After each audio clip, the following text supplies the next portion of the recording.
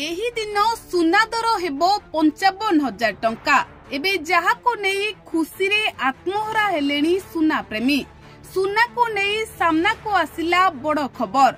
सबु अपेक्षार एबे अंत घटिबा को जाउछि। सुना दर हेबो 55,000 टंका। आउ अधिक दिन नुहे, एही दिन सुना दर हेबो मात्र 55,000 टंका। सुना दर हु हु होई वृद्धि पाउथिबा बेले एबे सुना दर को नहीं जो खुशी खबर सामना को आसीछि ताहा सुनिबा परे समस्ते एबे खुशी होई पडुछंती। एमिति कि आज मध्य सुना दर वृद्धि पाइछि। पाखापाखी 1 लाख टंका को छुईछि सुना दर।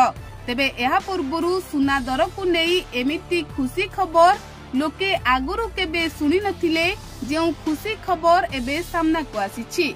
हाँ दर्शक बंधु, सुना दर ह्रास पाइबा को जाउछि।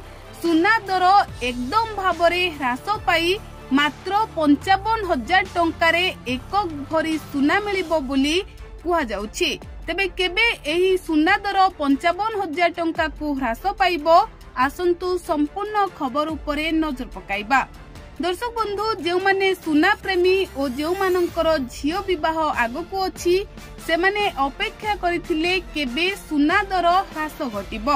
तेबे एहा पूर्वरु सुना दर को नहीं एक बहुत बड़ खुशी खबर सामना को आसीछि। सुना दर एबे मात्र 55,000 टंका को खसी आसीबो।